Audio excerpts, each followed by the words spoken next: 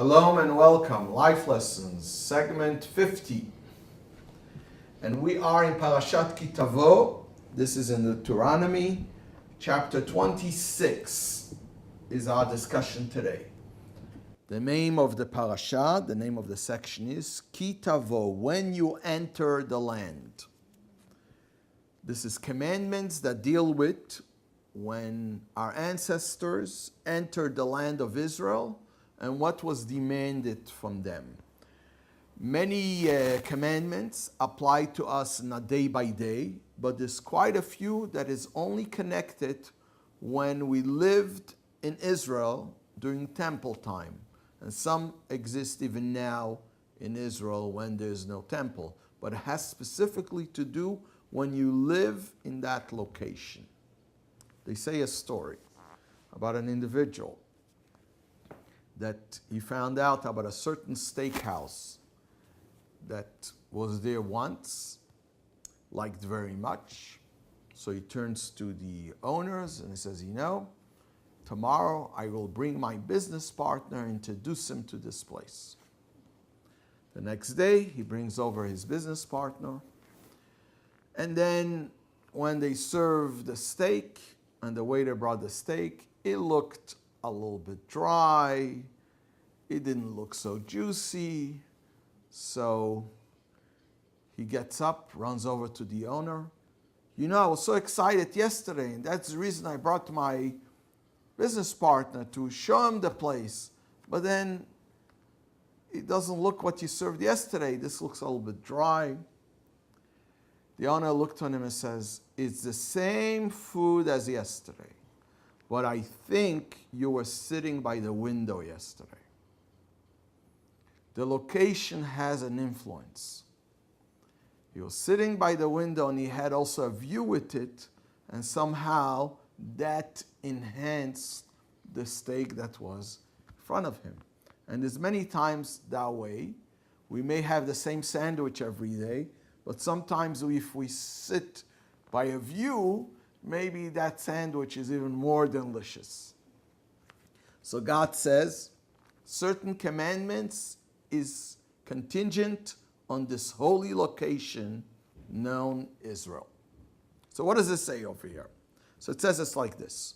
So first let's see on the simple meaning. Simple meaning, simple verse says, when you come into the land that God had given to you as an inheritance, v'rishta v'yashavta ba, and you took possession of it and you settled. Now history tells us that when they entered Israel after 40 years wandering in the desert, took them 14 years to settle, 7 years to conquer the land, and then the next 7 when they divided the land amongst the tribes. And each tribe got a portion that became theirs and for their descendants to come. So they tell us it was 7 years for conquering and 7 years for dividing and settling. So God is informing through Moses what the process should be. So after you had settled the land and you own the land, and just to give us a little bit of a introduction that doesn't say in the verse here, but just to understand, because now in our days that our lifestyle and our sustenance is very different than those days. In those days, basically everyone was into agriculture. People owned land, they worked the land, and from that's how they supported themselves. You planted tomatoes or whatever else there is, potatoes, wheat, grinded the wheat. That's how people lived. So if you had a piece of land and you were able to plant and sow and take care of it, that's how you lived. That's why in those days, when there was no rain, that was a disaster, because that means you had to live on the year before. It was very, very complicated. So basically, the individual and nature were very, very much connected, more so in a way than in our days. And we're not going into it that we had earlier on, that one of the commandments that God gave to them is that the 7th year, the sabbatical, the land should rest, and that allows poor and those that don't have, and the widows, to come and collect. That was an amazing, interesting law that was instituted by God in the Torah here. We're going back to what God says over here. So when you come to the land that God has given to you, and you had taken possession, and you settled, and now, after the first season, you plant it, and fruits are coming out, so says the Torah, you need to take from the first of the fruit of the land, from the fruit of the ground, that you will bring from your land that God gave you, you need to put that in a basket and go to the place that God has chosen to be his place. And that was Jerusalem, where the temple was. So you need to bring it there, and then you bring it to the priest, and then there's quite a few verses of things that you need to say. So number one, so the first fruit, because that usually is the first things to come out before the things from the ground. So the first fruit that comes out, the first ones, that needs to be taken to Jerusalem as a gift to the temple, what it's known as recognizing the good. It's a statement of appreciation. To give thanks to God for all the goodness that he has done. And when we do that, we go into a whole list of things, because we're describing our history. How Jacob was saved from Laban, and then he ended up in Egypt, and how there were very few there, and they grew there, and they were oppressed, and the whole story of the slavery in Egypt. And then God listened to our suffering, took us out of Egypt. And then finally, after all those miracles, he brought us to this place, and he gave us the land that is flowing with honey and milk.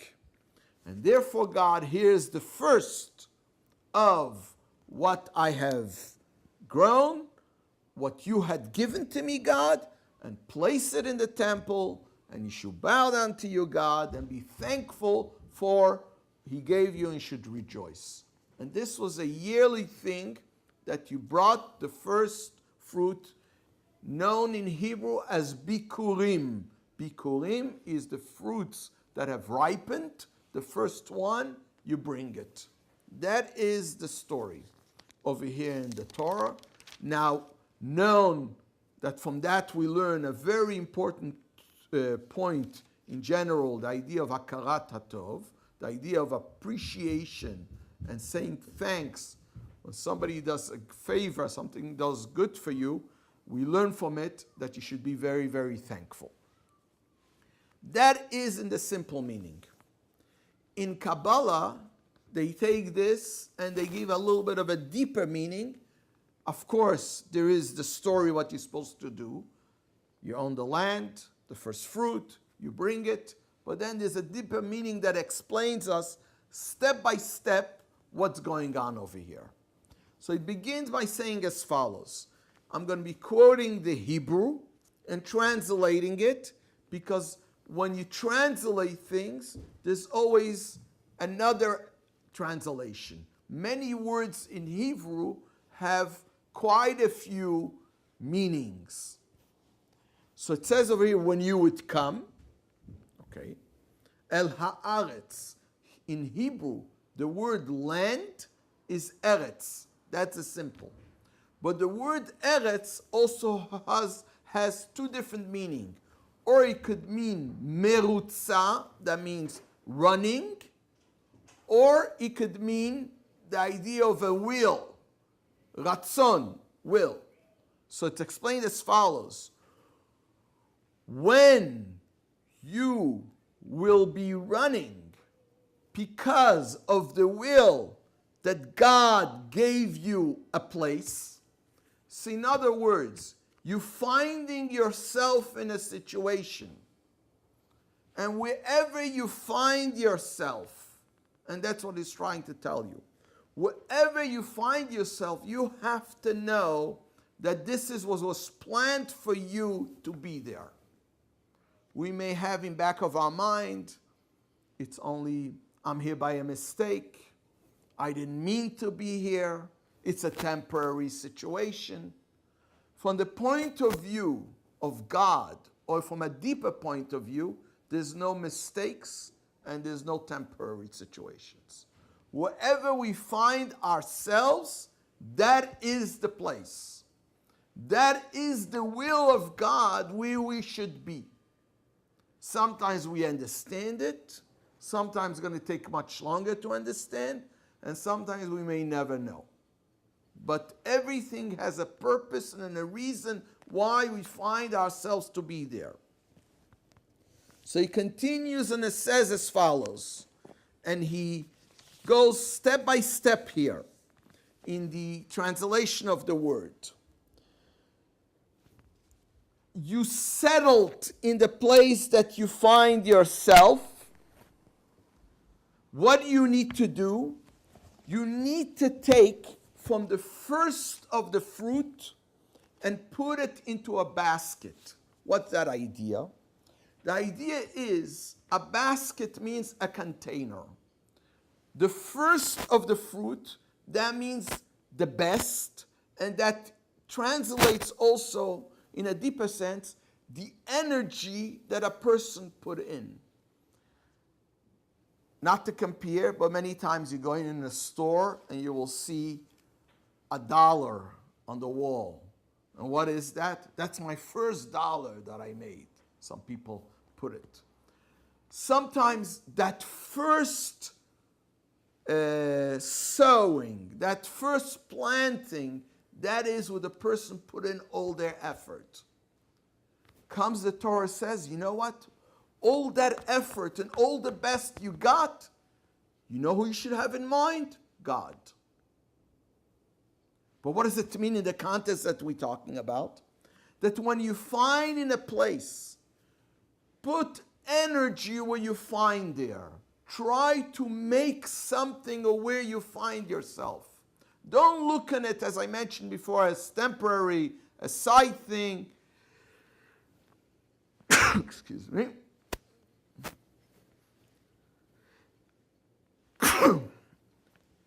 But if I find myself somewhere, we need to look on ourselves that I represent God. I am God's ambassador here in this world to make this world a better world. And we all have our capabilities and our capabilities that God gave us that we should do something with it. Each one of us has certain things that were different from each other. However, together, each one, when they contribute what they could do, we could together make this world a better world. So if we use that energy and we contain it in a basket, and the idea of containing in a basket means to say, simple as when there is a vessel, then you could put stuff in a vessel. If you're pouring water and you're not putting into a container, then it's going to waste. Or let's say you've got money, you need to have a pocket, a wallet, a bank, a stock market, whatever it is, where to invest. But if, for example, you are making money and you're just dropping it all over, maybe some people may like that, but you are not helping really nobody that way. So in other words, it has to have a container to contain things. So the idea of, in Hebrew they call it orot bekelim, lights in a vessel. Guiding lights, but there is a receptacle. There is where you could receive things. You could be in a place that has many places where you could take electricity from, plugs. But however, if you don't plug nothing in, nothing is going to happen. You may be walking with nowadays you don't see that much because things have changed, but years ago with a boombox, and it's not plugged in, you're not going to be able to benefit. There has to be a connection, and there has to be a connection that fits. If you're talking about electricity, you can't mix a 220 with a 110. Okay? So you may have a lot of these energies, but it's not going to work. Or let's use another example to help us to understand. You find yourself in a room. It's a little dark, so you need lights. So let's say you put in 1,000 watts, and you think it's not enough. 2,000 watts. 3,000 watts. But let's say in a small, tiny place you're putting 10,000 watts. Then you're not helping the situation. You're just going to get blind. You won't be able to see anything. Too much lights. But it's lights. So even at lots of lights, it needs to be contained according to the needs of the situation of that place. So that's what we call every light needs to have a vessel. So this is what it's saying over here again.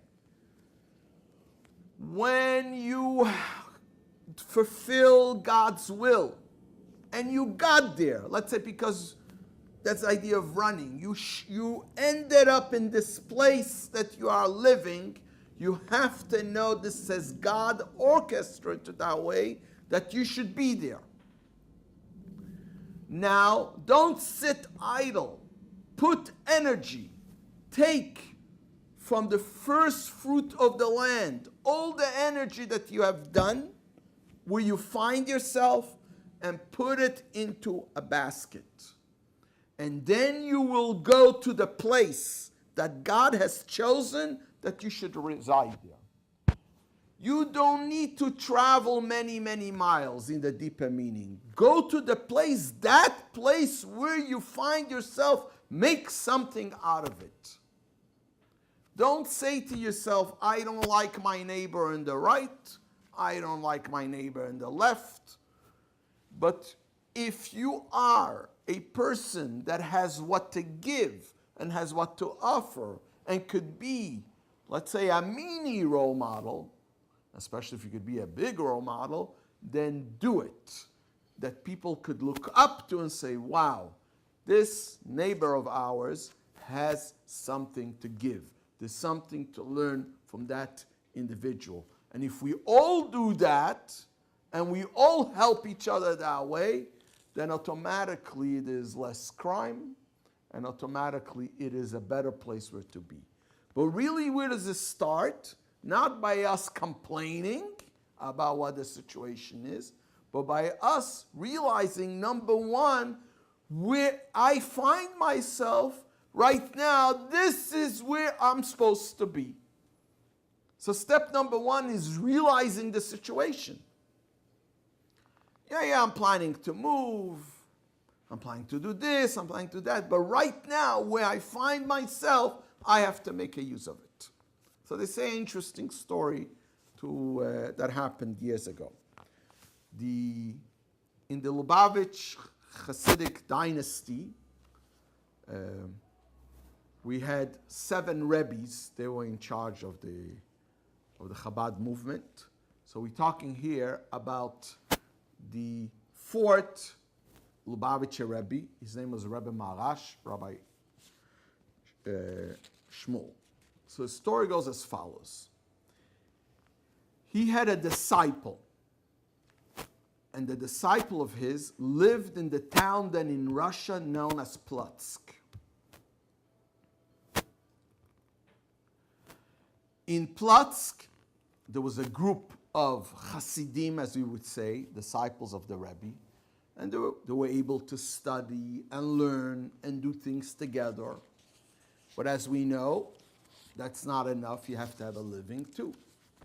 So happens to be this individual that we're talking about, he was a watchmaker.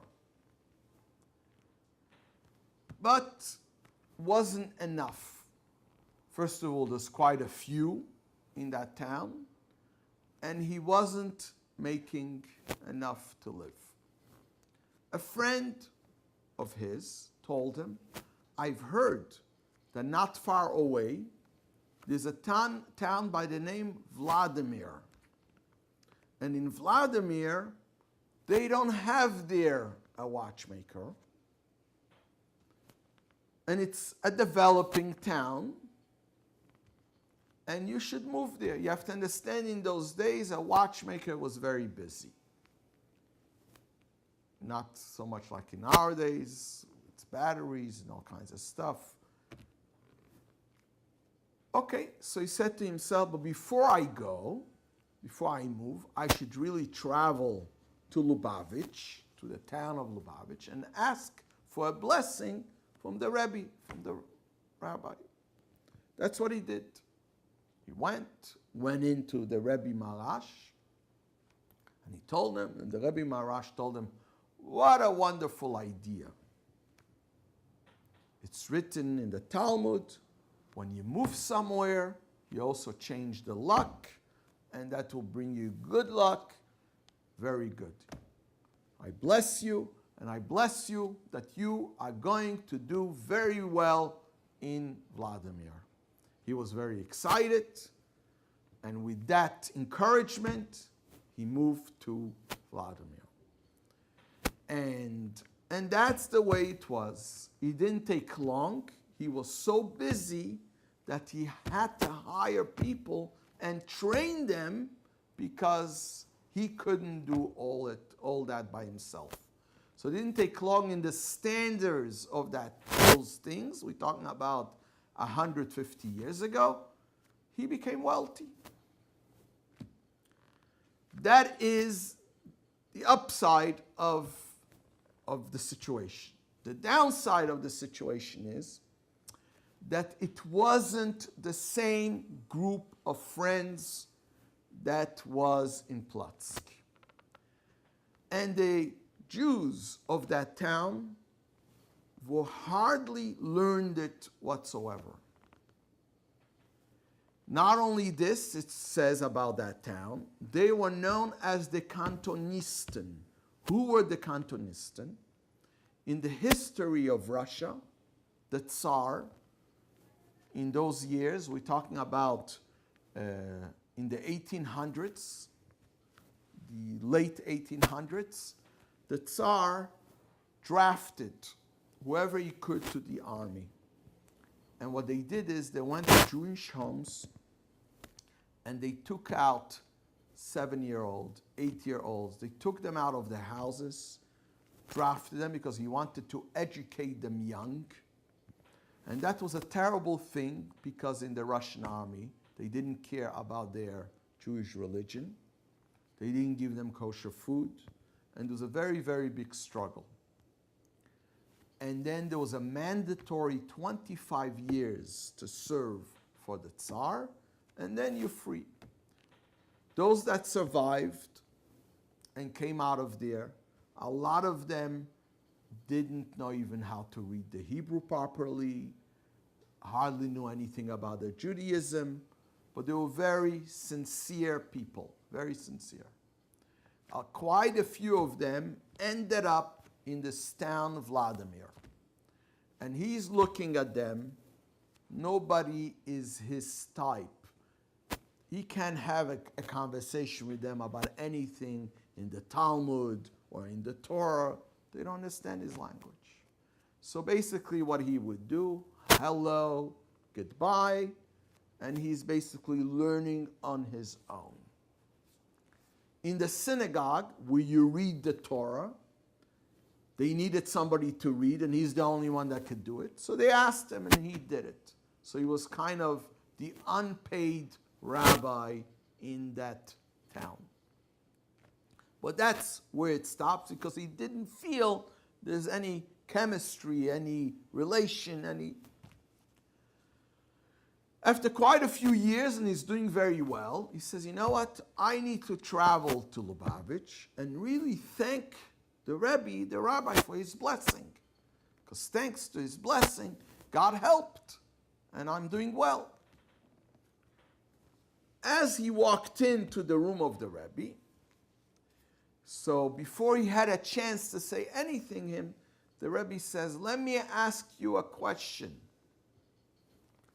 Do you spend sometimes, or do you put away sometimes to learn with these people over there? So he looked at the Rabbi and he says, I'm so busy, barely have time myself to learn, and they are not on my level at all. The Rebbe asked him a question. Tell me, why did you move there? Why did I move there? Rebbe, you gave me a blessing. You know in the other town I was making, and then you said I should move there. So the Rebbe looks on him and he says, God could have provided you in that other town also. But he orchestrated that you should move there for the purpose that you should be able to teach those people and help them out. So don't say to me because they can't. And obviously, he got the message and went back and started to teach. That brings out the point. Whatever we find ourselves, we have to know we're not there for just ourselves. That's what we call being selfish.